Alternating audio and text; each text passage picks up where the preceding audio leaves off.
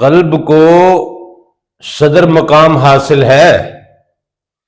ظاہری وجود جس جسم کے ساتھ ہم اس دنیا میں رہ رہے ہیں، اس دنیا کے معاملات کو ہم جو فیس کرتے ہیں، اس جسم کو سب سے زیادہ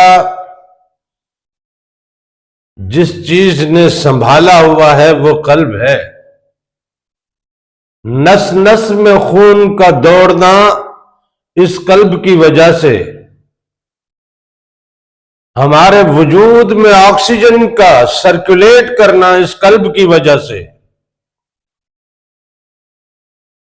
یہ اپنی ٹک ٹک سے رک جائے، اس کا دھڑکنا بند ہو جائے، بندہ ختم۔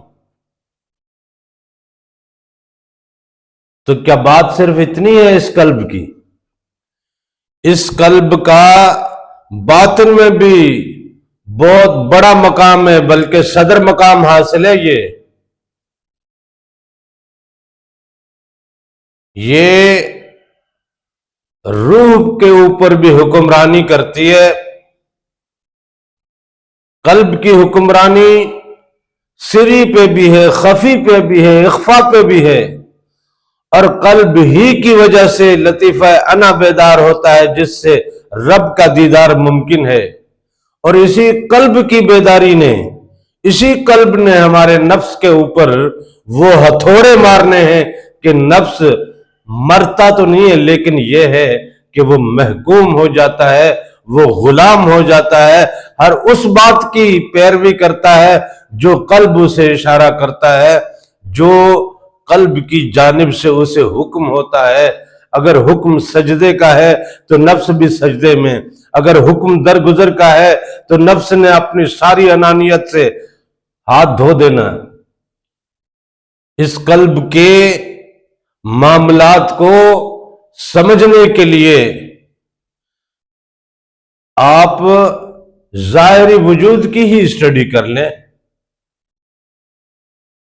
ظاہری وجود میں اس کی اہمیت میڈیکل سائنس نے تو بتلا دی ہے نا۔ بالکل اسی طرح اس کی بہت بڑی اہمیت ہے۔ اللہ تعالیٰ نے اس کے 4 تعارف کرائے ہیں۔ پہلا، ہمارا پیدائشی طور پہ قلب جو ہے وہ قلب صنوبر ہے، جو اس صنوبری دنیا کے معاملات اپنے اندر سمیٹے ہوئے ہے، صنوبری خواہشات اپنے اندر سمیٹے ہوئے ہے،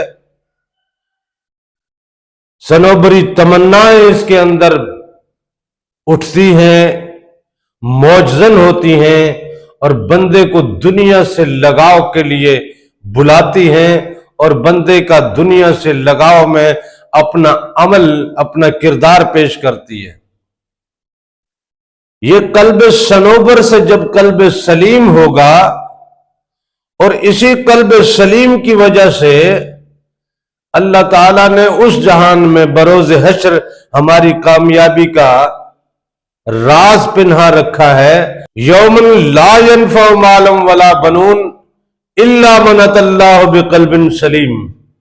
اس دن تو کوئی چیز کام نہیں آنے والی نا سوائے قلب سلیم کے، اور اس کو صنوبری خواہشات سے ہٹا کر اس کو قلب سلیم بنانا ہے۔ قلب سلیم وہ ہے جس کو دنیا کی طلب نہ رہے پھر بھی سکون میں ہو، دنیا مل جائے تب بھی یہ سکون میں ہو، دنیا لٹ جائے تب بھی یہ سکون میں ہو، قرار میں ہو، اطمینان میں ہو۔ اس کا کنیکشن اپنے رب کے ساتھ جڑ جائے گا تو دنیا کے بڑے سے بڑے زلزلے آ جائیں، دنیا کے بڑے سے بڑے طوفان آ جائیں، اس قلب پہ کوئی اثر نہیں ہونے والا۔ اس کا کنیکشن اپنے رب سے جو جڑ گیا ہے، وہ جو قلب کا کنیکشن اپنے رب سے جڑتا ہے، یہ قلب سلیم ہوتا ہے۔ اب بات صرف کنیکشن کے جڑنے تک تو نہیں ہے نا۔ اب جب کنیکشن جس سے جڑتا ہے تو اسے دیکھنے کی، اس سے ملنے کی طلب ہوتی ہے۔ نارملی دنیا میں بھی ہمارا دل جس سے کنیکٹ ہوتا ہے، ہم چاہتے ہیں اس سے ملیں، اس کو دیکھیں، اس کے ہو جائیں، وہ ہمارا ہو جائے، ہم اس میں گم ہو جائیں، وہ ہم میں گم ہو جائے۔ جب دنیا میں ہمارا دل کسی سے کنیکٹ ہو کے یہ طلب کرتا ہے تو آپ کیا سمجھتے ہو کہ یہ جب رب سے کنیکٹ ہوگا، جب اس کا کنیکشن اس مالک سے جڑے گا تو اس کی تمنا یہ نہیں رہیں گی کیا؟ تمنا اس کی پھر بھی یہ رہیں گی، لیکن دنیا سے کٹ کے اپنے رب سے جڑنے کے بعد اس کی تمنا اسے دیکھنے کی ہے۔ یہ اپنے آپ کو اسی میں گم رکھتا ہے، اور جب یہ اپنے آپ کو اس میں گم رکھتا ہے تو یہ قلب منیب کہلاتا ہے۔ قلب سلیم بھی قرآن نے بتا دیا، قلب منیب بھی قرآن نے بتا دیا۔